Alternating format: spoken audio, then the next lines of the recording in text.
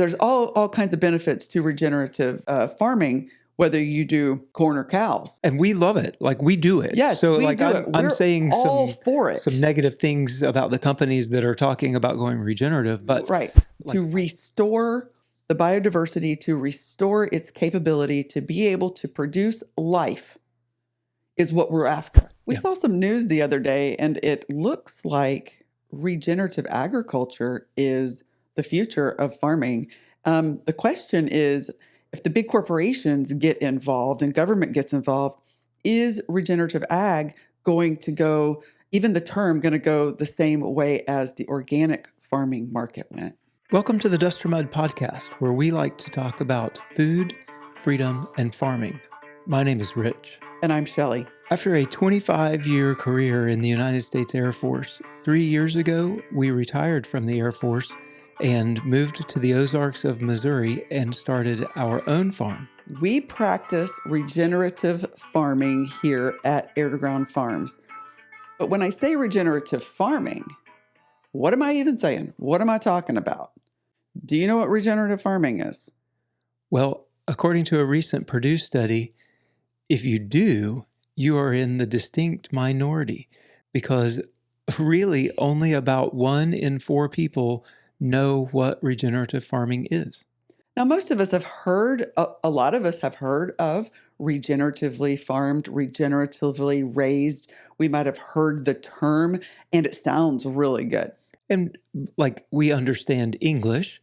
Right. So the word regenerative, okay, to regenerate, got it. Right. That's to make something better, I would think. Yeah. Like, that's got to be good. Put it back to the way that it was. Right. And farming, we obviously know what that is. Uh-huh. So, like...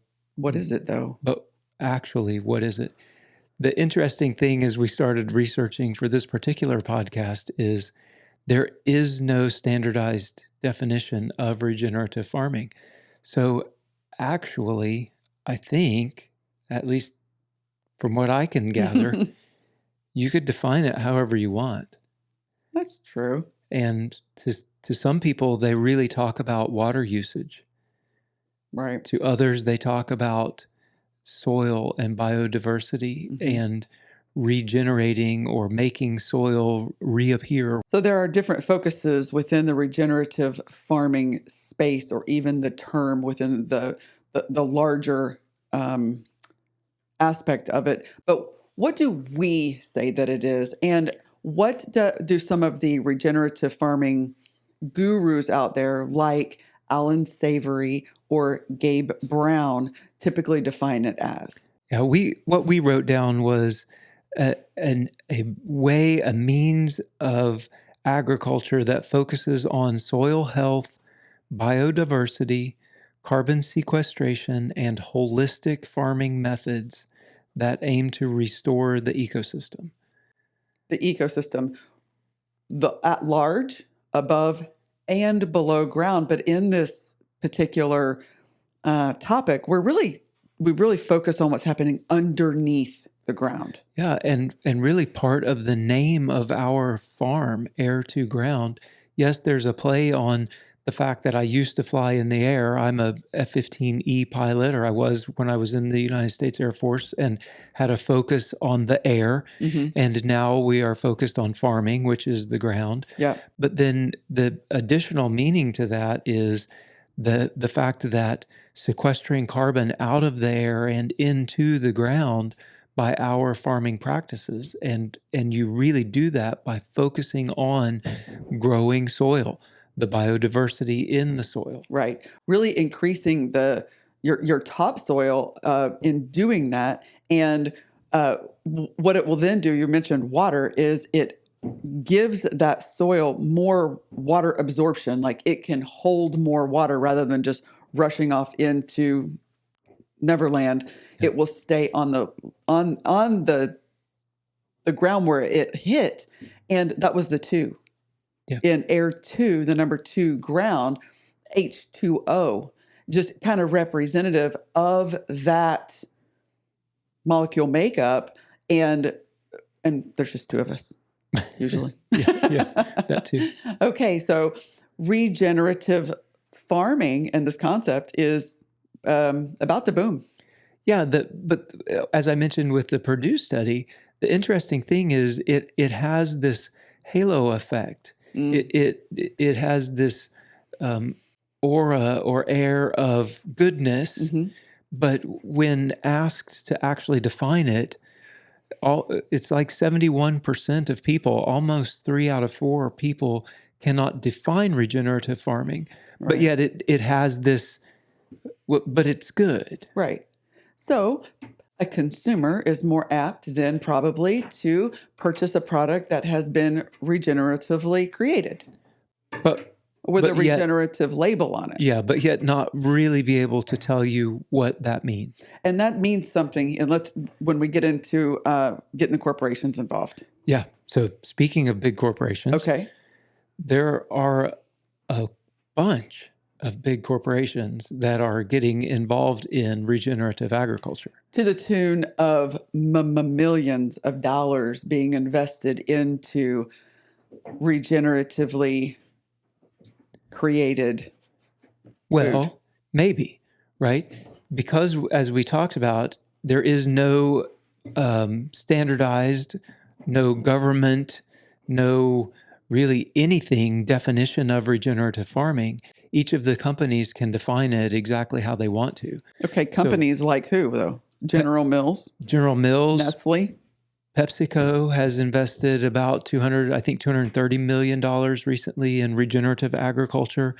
Dannon, Cargill. I believe Cargill is their goal is to have 10 million acres in regenerative farming and to have helped educate 10 million farmers. I believe it was General Mills. Their goal was to have 1 million acres in regenerative farming, and they each have different timelines and different ones associated with their stuff. But again, each of these companies have a different definition of what that regenerative farming means to their company. And these companies are investing in these initiatives in order to create more sustainability within their supply chain, to create a better environment overall, a better impact on the environment overall. So I smile because that is absolutely those are the talking points. That is the idealistic side of things. The rosy side is we are spending the companies, these large companies, we're spending hundreds of millions of dollars, and in order to better the environment, to better whichever their little piece of the puzzle they happen to have picked. And I say that because Dannon, their main one, at least one of their main focuses is reducing methane production from dairy cows when they're chewing cud. Stop cows from farting when they're chewing cud. That's one of Dannon's major focuses. Okay. Cargill is one of their major focuses is on the soil and ranching and beef cattle. So each one of them are focused in a different place. General Mills, I think they put a lot of focus on cover crop. Yep. Because a lot of their stuff is grown by monocropping. Yeah. Right? Yep. And so if they do a cover crop, that would be a regenerative practice. Yeah. And by implementing that, they have now produced regenerative food. No. Oh. Not necessarily. They could, let's just take cover cropping, for example. They could farm exactly like they're farming now. And then when that crop gets tilled under at the end of the growing season, they plant something else in there like grass or another crop or whatever. And now that's called a cover crop. The ground is covered during the time that it would normally just be laying there. That's a good thing. It's a good thing, but it doesn't mean that the crop that was previously grown, they're not growing it any differently. It's not like it's now regenerative, right? They can cover crop it when that crop isn't being farmed, and now that acreage is regenerative farming acreage because it has a cover crop. Cover crops are great. It keeps the topsoil from blowing away, but it Keeps doesn't. it cooler. There's a lot of It doesn't change what was grown, right? Like Okay. it doesn't make the corn regenerative. I see. And we talked a little bit about that in our organics discussion, in that the product isn't what's organic, it's the land that is certified organic. So if your land is regenerative, then your corn that you grew is regenerative, although you aren't doing anything different with that corn. So they're making these moves, and they're putting all of this money, these corporations are putting all of this money into regenerative practices, or at the very least, they're putting it into a PR campaign saying they're going to be changing to regenerative practices over the course of the next, I don't know, 2030. They've got a lot of 2030 is a big number, a date they like to use, and changing over to, it's kind of a far out there date, but they're going to achieve these initiatives by these dates. And again, I feel I'm going to be the devil's advocate on this podcast. I think this happens a lot with big companies. They say they're going to do a thing by a far out date, and it makes a whole lot of headlines when they make that statement. I was reading an article this morning. There are people who are protesting Kellogg's because in the early 2010s, Kellogg's said that they would stop using food dyes by 2018. They're protesting them right now. I think Casey Means sent that out in her email. They're protesting right now because, I didn't even see that, but they're protesting right now because in things like Fruit Loops and Apple Jacks, there are still food dyes in the United States. However, in Canada, no artificial dyes. They're using carrot juice and watermelon juice. There are other ways to make it and other things, but in the U.S. they're not. But what made the headlines was back in the early 2010s when they said, we will stop using artificial food dyes by 2018. Well, now it's 2024, 6 years later, and they still haven't. They haven't, and people are finally protesting. Well, yeah, now they're protesting, but from a company perspective, big, huge PR win back in the early 2010s, we're going to stop using artificial dyes by 2018. Well, 2018 comes and goes, and they're still using artificial dyes, right? So these companies it's a huge, and it's a common practice, actually, to make these big, huge claims, but you use far out dates. I think a very popular fast food chain tried to do that with their chicken. Yeah. They were going to do some big moves on what they were going to do with their chicken, and they were going to make it better. Yep. And they set away out their goal. They were unable to achieve it. I'm sorry, that's just too hard. Not going to do it. But you get this big flash pan headline.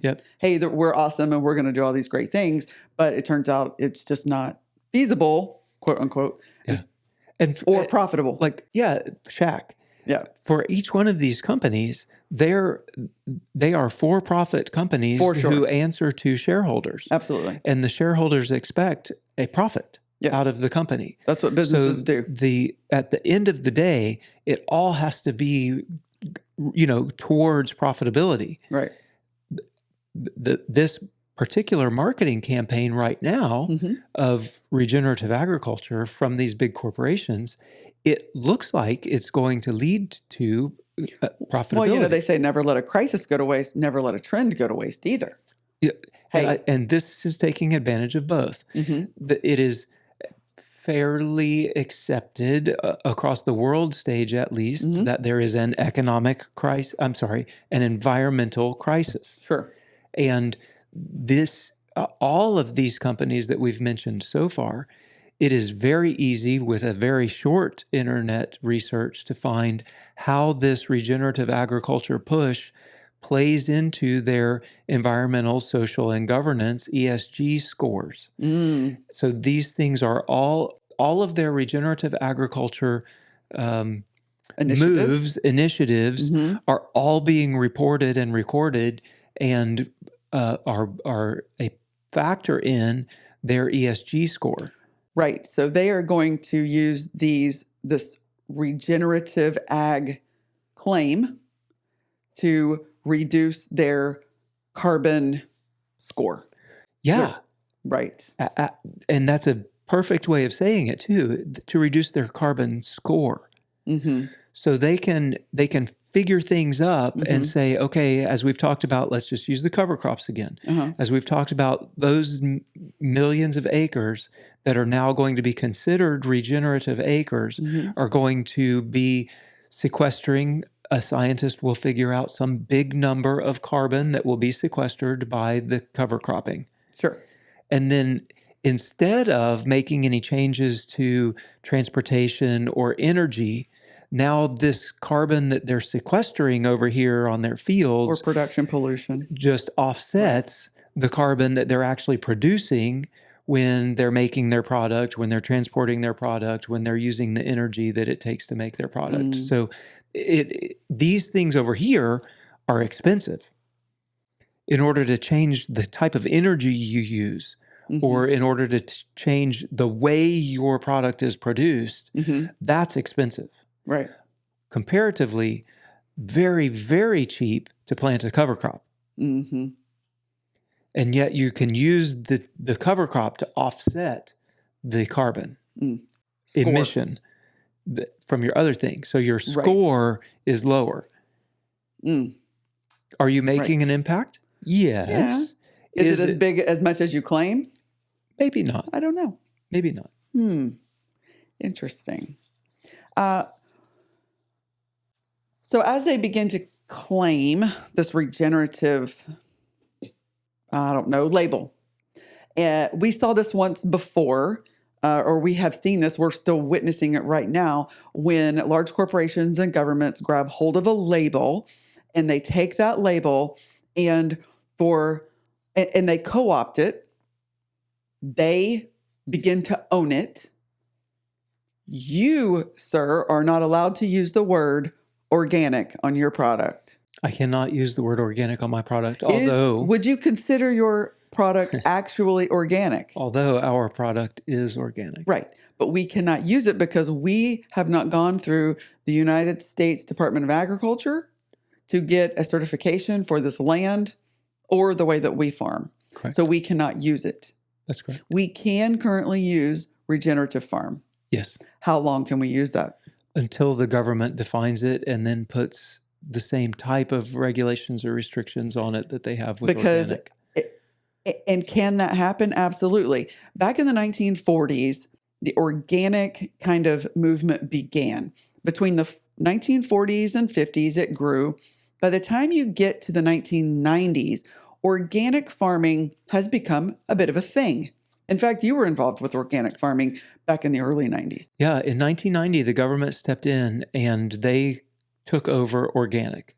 Like the movement was growing, and that's when their first organic act happened in 1990. Yeah. In 1994, 95, I was fresh out of the university and went to work for an environmental engineering company, a small startup company. We worked for large-scale agriculture. I spent most of my time on, 1,000+ cow dairies. And we had a patented process for converting cow manure into a stable soil. And that soil had some fertilizer properties, nitrogen, phosphorus, and potassium. So essentially, you guys were taking the cow manure from the dairies, the washout, basically, and you guys would turn that into a really organic soil. Yeah.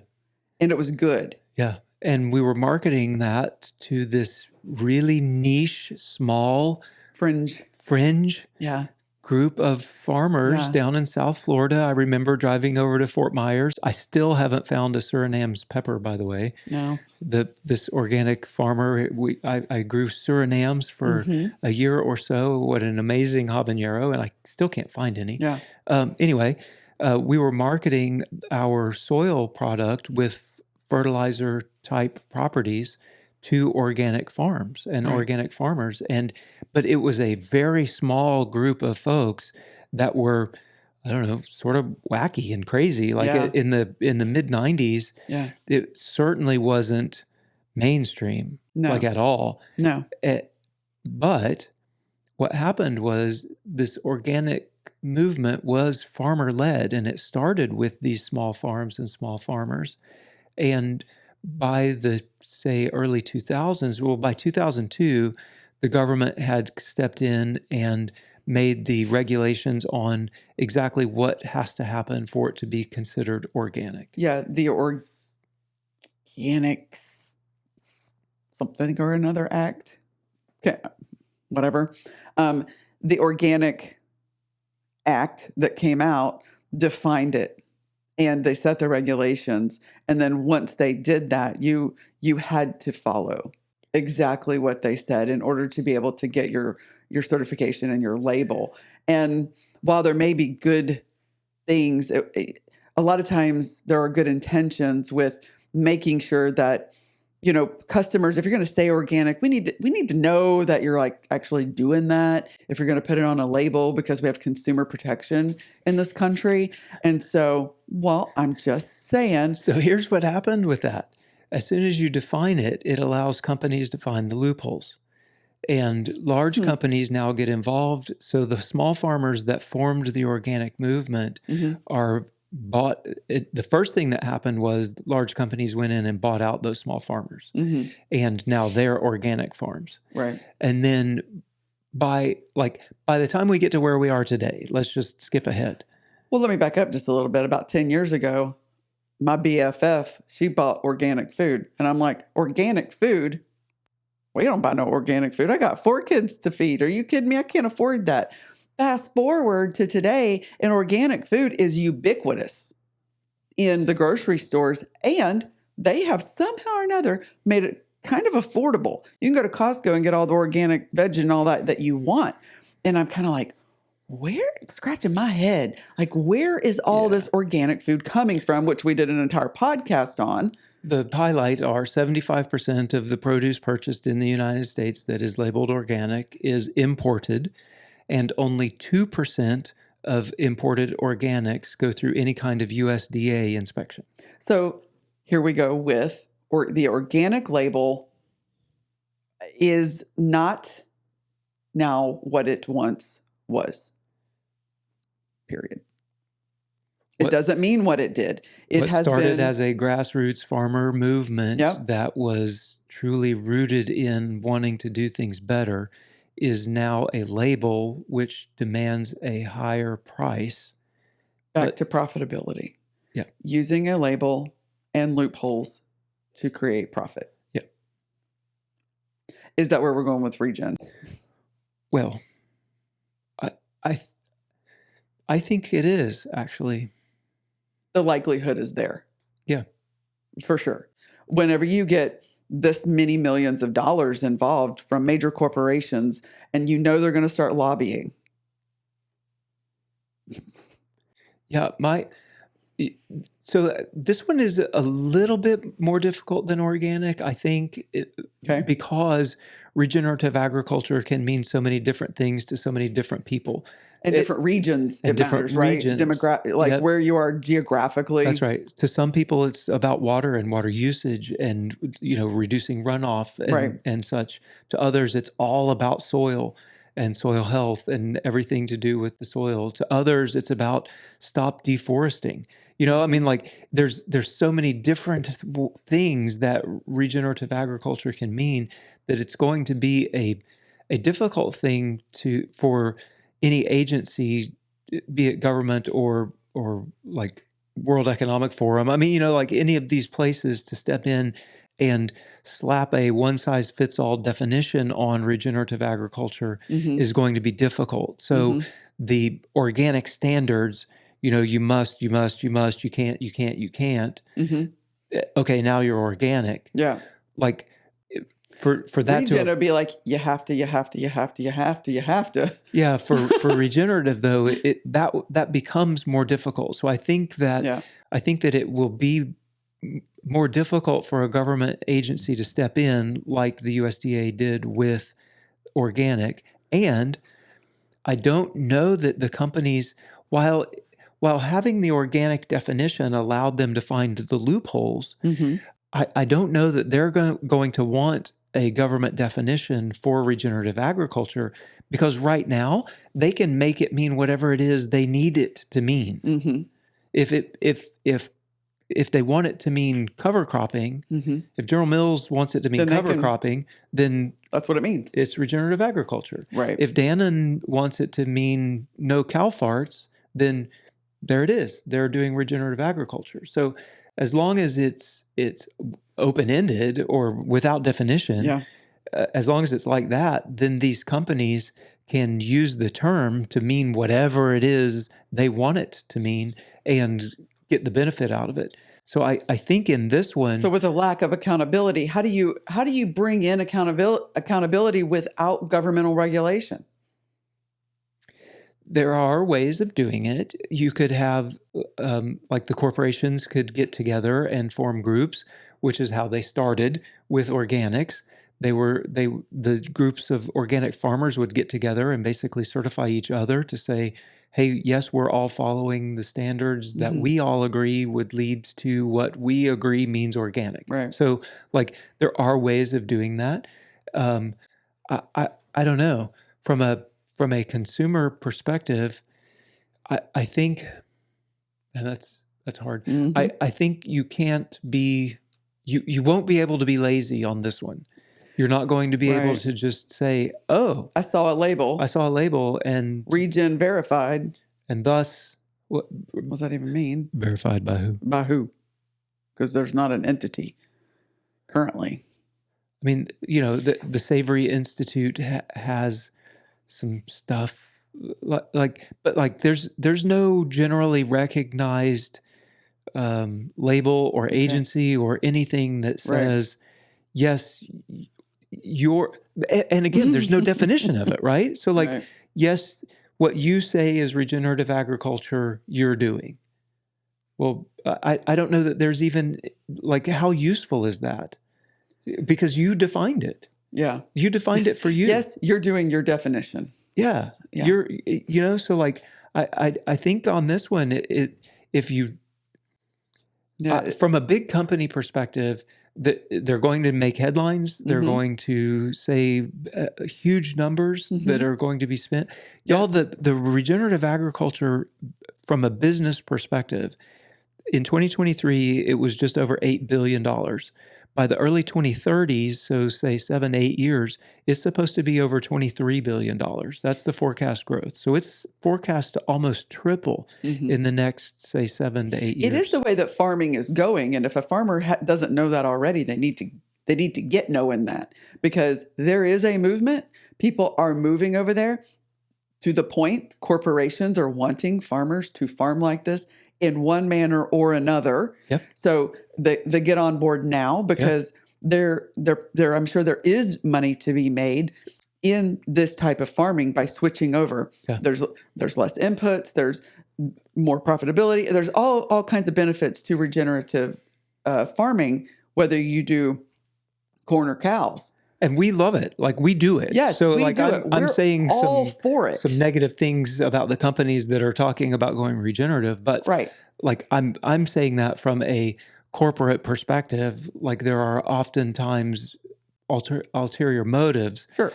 Regenerative agriculture is the way of the future. But this is what we sure. do. And regenerative agriculture is the restoration of degradation. And land in the United States of America, and if you're in England or Australia or Canada, I'm sure it's very similar in your parts of the world. Our earth, the dirt is degraded due to multiple years of agricultural practices that took from the land. And to restore the biodiversity, to restore its capability to be able to produce life, is what we're after. Yeah. That is what we're after when we talk about regenerative agriculture. And whether you're in soybeans or whether you're in sheep, we want to be able to produce life from the dirt. Yep. And for that dirt to be full of life. Yeah. I'm sorry, turn it into soil. Yeah. We're after that soil. Yeah. And go ahead. So I think that we're at a moment in time where the small farmer can actually do this, like Yeah. right now. Yeah. Like right now. Educate yourselves and start learning. Educate yourself and make Yeah. the switch to regenerative agriculture, sustainable farming Yeah. practices. Like say there are a lot of things, and I think that we're at the what is still the leading edge of this movement with regenerative agriculture. So I think that there's time to get in right now. I think by the time that this industry doubles, triples in size over the next, less than a decade, Right. it may get to be watered down to the point of organics, to where the small farmer, there may be more regulation than you can afford. There may be more regulation than you can do as a small farmer. Sure. Like there's the potential that it gets, I don't know, taken away from us, sort of like organics. But whatever happens at that level, your land is still better. Yeah, absolutely. You're still producing. Yeah. You're still making a better decision and choices and styles of farming for your land and for your farm than if you stay in the conventional model. That's right. So from a consumer perspective, what I would say is educate yourself. Yes. Don't be one of the 71% that really have no idea what regenerative agriculture is, but it sounds good, so I'll buy it. Yeah. Be one of the 29% that can actually have a conversation about what it is, because like I said, there's no specific definition, but I think it would be worth your while to be able to have a conversation about regenerative agriculture. So before we became regenerative farmers, we wanted to be regenerative farmers. And while we were wanting to do the job, while you were still working in the Pentagon, we started studying. And one of the first books that we got, guru in the Regen Ag space, Gabe Brown, Dirt to Soil, One Family's Journey into Regenerative Agriculture. He went from traditional ag, doing monocrops, to full up regenerative ag. He got his animals grazing his lands and restoring his soil. It's a beautiful story that their family transformed their farm in North Dakota into a flourishing regenerative farm. If you don't know who he is, look him up. Gabe Brown. The book is Dirt to Soil. He's got some great TED Talks as well. If you'd prefer to spend 15 to 20 minutes listening to him than to spend the time to read the book. As a consumer. Some great TED Talks, not just farmers. From Gabe Brown. Yeah, no, I'm with you. And then I think, I don't know, we'll continue to beat our small local farmer drum. I think the best way for you to know where your food is coming from or how it's made or what goes into it is talk to a farmer. Go visit the farm. Watch how they're doing things and see if their practices jive with the way you want your food grown. Transparency and authenticity. I think as we move into a world where we're digitized, and with AI, I'm a fan. I'm just saying transparency and authenticity are going to become key in knowing what a thing to be true. You got to be able to see it. We had a family out just this last couple days ago. Yeah. Hey, we want to see your farm. Come on. Yeah. Where do you do this? How do you do that? Let's go look. And they're kind of interested in farming too. So let's educate. And I think that's where it's going to be key as we go forward is transparency. Yep. Educate yourself, support your local farmers. Yep. Hope you guys enjoyed this podcast. And until next time, bye y'all. Bye y'all.